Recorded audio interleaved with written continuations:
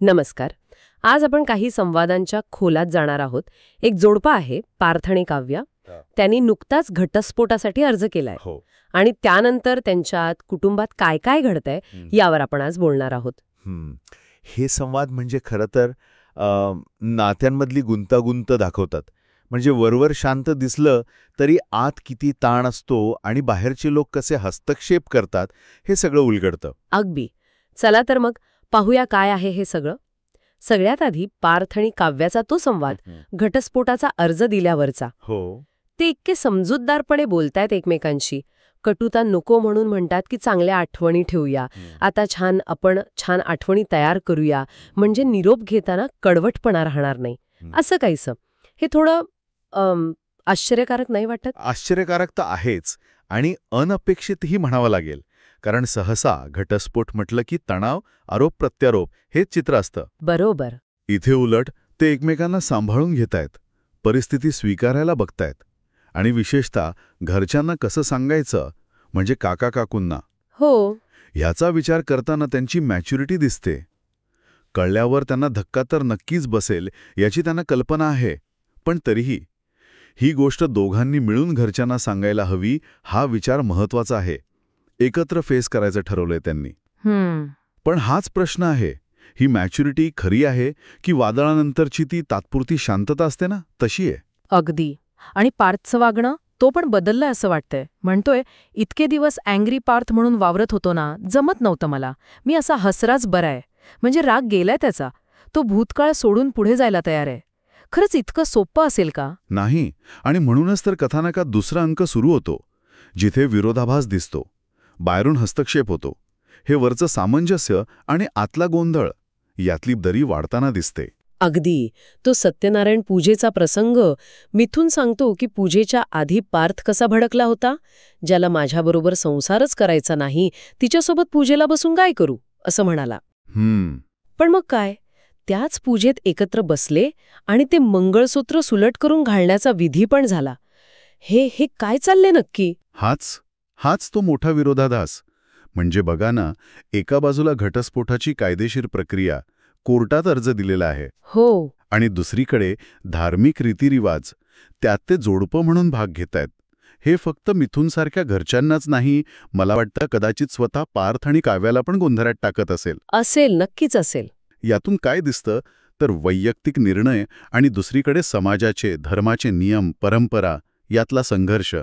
व्यक्ती म्हणून वेगळं व्हायचंय, पण समाजाच्या चौकटीत एकत्र राहण्याचे सोपस्कार पण करायचे आहेत. म्हणूनच मिथून म्हणतो, डोक्याला मुंग्या आल्या ऐकून. अगदी स्वाभाविक प्रतिक्रिया आहे ती. खरंय. आणि या सगळ्या गोंधळात आणखी भर वसुंधरा आणि रम्या, त्यांचं कारस्थान. त्यांना तर आनंद झालाय घटस्फोटामुळे. हो ना. पण भीती पण आहे की कोर्टाने जे 6 महिने दिलेत त्यात ते वेगळे होण्याऐवजी जवळ आले तर. वसुंधरा म्हणतेच की या 6 महिन्यामध्ये वेगळं होण्याऐवजी ते दोघं जवळ आले नाहीत ना, म्हणजे मिळवलं. बरोबर. म्हणजे त्यांचं ध्येय स्पष्ट आहे, हा घटस्फोट लवकरात लवकर झाला पाहिजे, त्यासाठी काहीतरी प्लॅन करणार त्या. आणि वसुंधरेचा इतिहास पाहता हे काही नवीन नाही. हो, तिने नंदिनीच्या लग्नात पण गडबड केली होती ना. अगदी. ते अपहरण प्रकरण, या वसुंधराने त्या दीपकला पाठवून नंदिनीला तिच्याच लग्नातनं किडनॅप केलं होतं. तिची ही वृत्तीच आहे, दुसऱ्यांच्या आयुष्यात ढवळाढवळ करण्याची. आणि रम्या, ती तर वेगळ्याच विश्वात आहे, साठे गुरुजींच्या भविष्यामुळे. तिला पॉझिटिव्ह वाटतंय सगळं. साठे गुरुजी म्हणाले ना, तेव्हापासून खूप पॉझिटिव्ह फिलिंग आलंय मला. म्हणजे बघा, एकीकडे पार्थ काव्याचा स्वतःचा मानसिक संघर्ष, दुसरीकडे बाहेरून त्यांचं नातं तोडायचे प्रयत्न सुरू आहेत. पण या सगळ्यात त्यांच्या मनात काय असेल, घरच्यांना सांगायचं टेन्शन किती असेल. काव्या म्हणते ना, हिमतीच्या गोष्टी मी करतेय खरी, पण कुठल्या तोंडणी बोलू मला खरंच कळत नाहीये. नक्कीच. ते प्रेशर खूप जास्त असणार. निर्णय दोघांचा असला तरी आईवडील कसे रिॲक्ट करतील, समाज काय म्हणेल, हा ताण असतोच. आणि म्हणूनच कदाचित पार्थचं ते वाक्य, ते खूप महत्वाचं आहे. कुठलं? तो म्हणतो, पसारा करण्यात मजा तेव्हाच आहे जेव्हा तो आवरणारं कोणीतरी असेल. अच्छा, हो. हे फक्त घरातल्या पसाऱ्याबद्दल नाहीये, हे आयुष्यातल्या पसाऱ्याबद्दल आहे. घटस्फोटाचा निर्णय घेतलाय, पण कुठेतरी एकटेपणाची भीती किंवा एक भावनिक गरज किंवा अगदी साधी सवयीची ऊब, ती अजून आहे असं वाटतं.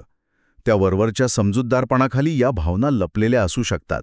असं मला वाटतं. खरंच खूप गुंतागुंतीची परिस्थिती आहे ही. तर या सगळ्या संवादांमधून काय दिसतं? एक जोडपं घटस्फोटाच्या कठीण वाटेवरून चाललंय, पण अनेक पातळ्यांवर लढतंय. वरवर समजूतदारपणा आहे, पण आत भावनांचा कल्लोळ आहे. कुटुंबात गोंधळ आहे, कारण जे बोललं जाते आणि जे केलं जाते त्यात फरक आहे. बरोबर. आणि सर्वात महत्त्वाचं म्हणजे बाहेरचे लोक.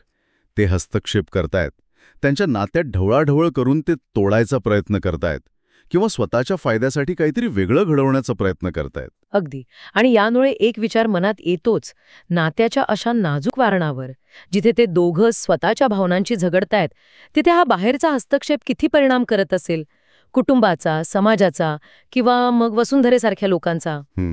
आणि अजून एक विचार करण्यासारखा मुद्दा, की ही विभक्त होण्याची प्रक्रिया एकत्र हाताळताना, एकमेकांना सपोर्ट देताना नकळतपणे ते दोघे एकमेकांच्या आणखी जवळ तर येणार नाहीत, त्यांच्या मूळ निर्णयाच्या अगदी विरोधात आणि इतरांच्या प्लॅन्सच्या पण विरोधात. काय वाटतं? विचार करायला लावणारा प्रश्न आहे हा नक्कीच.